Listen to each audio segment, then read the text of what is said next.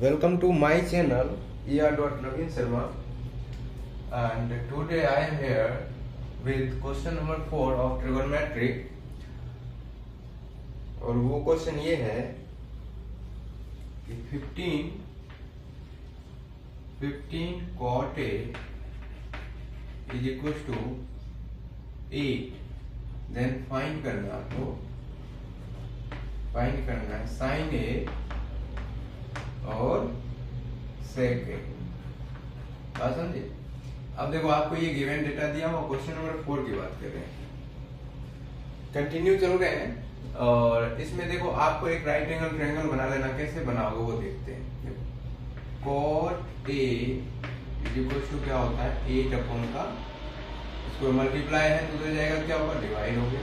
इसका उल्टा कर लेते हैं तब दिमाग क्या मिलेगा 10A का मतलब हो गया 15 अपॉन का 8, रेसिप्रोकल ही तो होता है।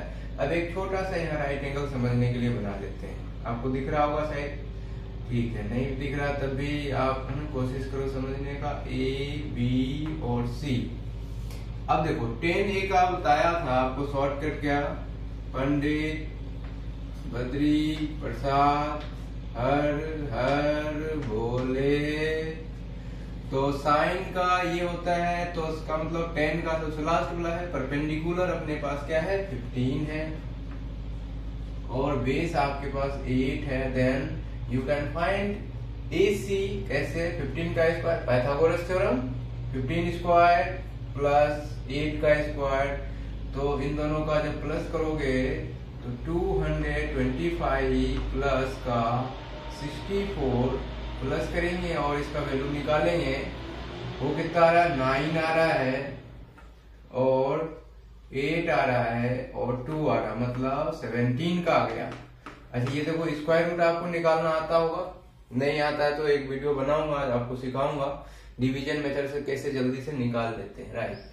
अब आपके पास ट्रायंगल के सारे वैल्यू बताया तो आप साइन ए नहीं निकाल सकते हैं, कितना सरल है बताओ।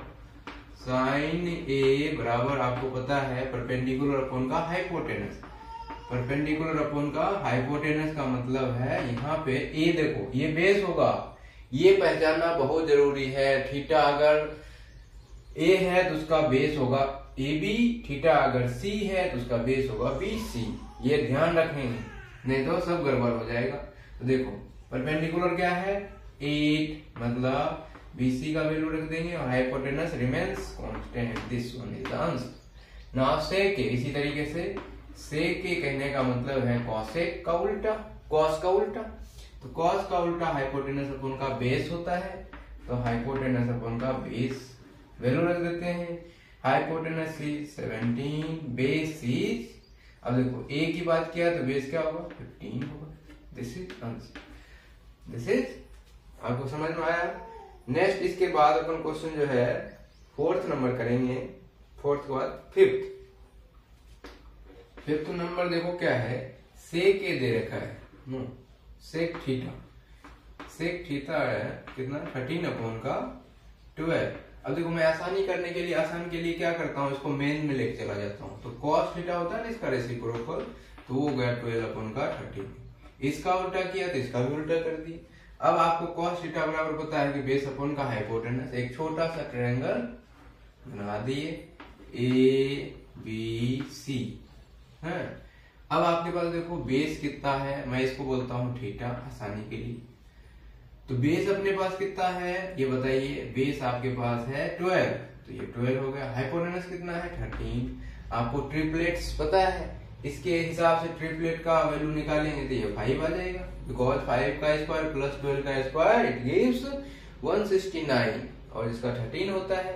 अब आपसे देखो क्वेश्चन में पूछा क्या है ना, ये चीज तो आपको गिवन है, पूछा क्या है वो देखिए, calculate all other trigonometric ratio, ये मैं निकालने वाला नहीं हूँ, सभी रेशियो निकालना है, ऑल ट्रिगोनोमेट्रिक रेशियो पता है ना आपको क्या होता है, 6 होते हैं, कौन कौन से, sine theta, cos theta, tan theta, और इसी का रेसिप्रोकल कर देंगे, बड़ा सिंपल है। आप देखो यहाँ से याद करते जाइए, लिखते जाइए। साइन थीटा का मतलब क्या हुआ, परपेंडिकुलर अपॉन का हाइपोटेनस 5 अपॉन का 13, कॉस का निकालेंगे तो बेस अपॉन का हाइपोटेनस tan का निकालोगे तो क्या होगा, देखो परपेंडिकुलर अपॉन का बेस है, इसी का रेसिप्रोकल अगर कॉसेक में जाएंगे तो क्या होगा, इसका उल्टा कर देना, कितना सरल।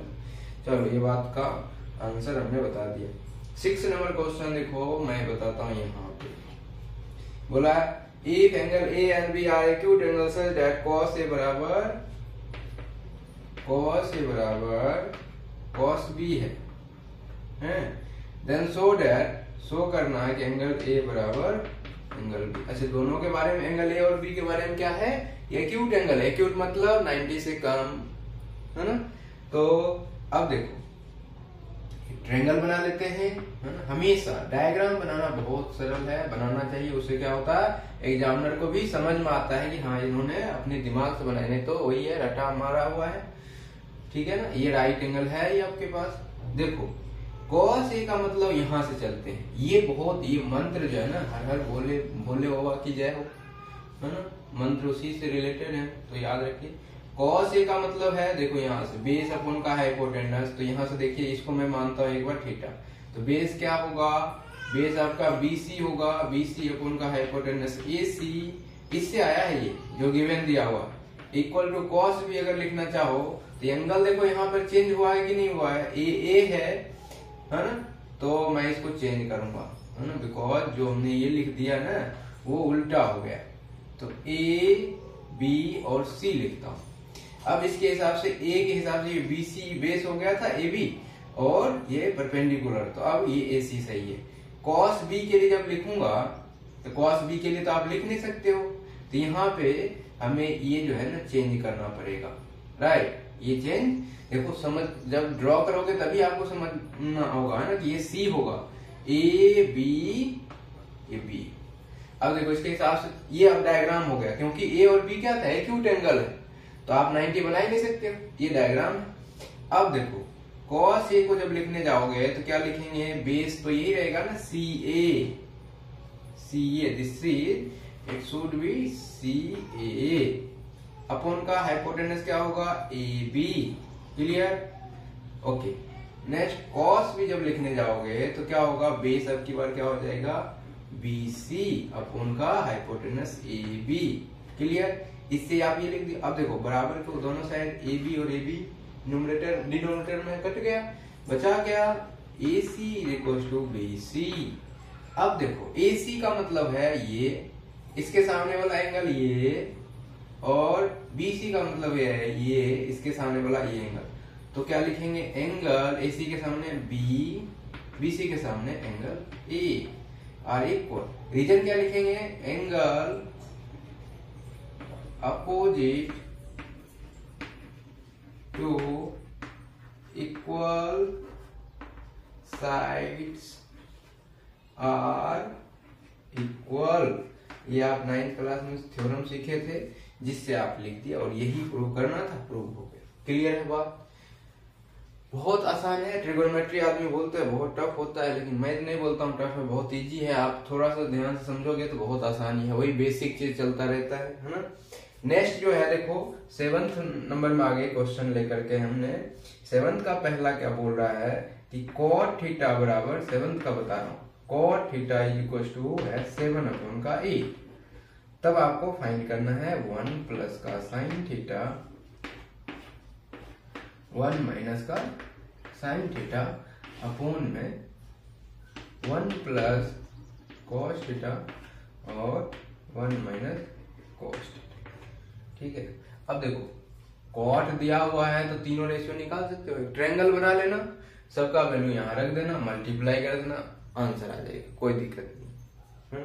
और दिक्कत आए तो अभी ये दिखता है, कमेंट कर देना, बस कर देंगे, खल्लास, समझिए। इसके बाद सेकेंड देखो cot, है ना, इसके बाद जो है cot थीटा का ही वैल्यू क्या दे रखा है 7 अपॉन, यही है इसका सेकेंड पार्ट। निकालना क्या है, cot स्क्वायर थीटा, सीधा स्क्वायर कर दो ना, कहाँ दिक्कत है। दूसरे तरीके से भी निकाल सकते हो, ट्रायंगल बनाना, cot का वैल्यू रख देना हर हर बोले वाला, क्यों, क्लियर। उसके बाद जो एक क्वेश्चन है वो देखो, वो भी ऐसा ही कुछ है, दे रखा है कि 3 cot A is equal to 4, तो क्या निकालोगे, cot A निकाल लीजिए 4/3, 4/3 निकलते ही आपको क्या करना है, ट्रायंगल बना लेना है। और उसके बाद बोला कि चेक वेदर, चेक करके बताना है कि क्या ये दोनों बराबर है। बराबर होगा कि तो बोल देंगे यस, 1 माइनस का tan स्क्वायर ए अपॉन का 1 प्लस का tan स्क्वायर ए, क्या ये बराबर बोल रहा है कि cos स्क्वायर ए माइनस साइन स्क्वायर ए के बराबर है।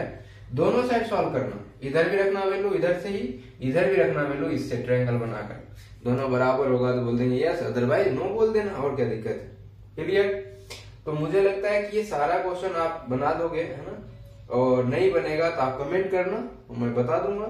और एक्सरसाइज 8 पॉइंट जो ये 1 है, इसमें इतना ही कुछ है। एक जो है ट्रू फॉल्स करने वाला है ना, वो मैं आगे क्लास में बता दूंगा। और तब तक के लिए नमस्कार, आप जुड़े रहिए। हमारा चैनल को अच्छा लगे तो सब्सक्राइब जरूर करिए, है ना। इंजीनियर.नवीन शर्मा। और मैथ साइंस इसी तरीके से पढ़ते रहिए, बहुत इंपॉर्टेंट है मैथ साइंस पढ़ना, क्योंकि देखो हर एक कंपटीशन में मैथ और साइंस तो है ही है। मैथ साइंस अगर अच्छा है तो आप कंपटीशन में रहोगे, अदरवाइज तो क्या मतलब है।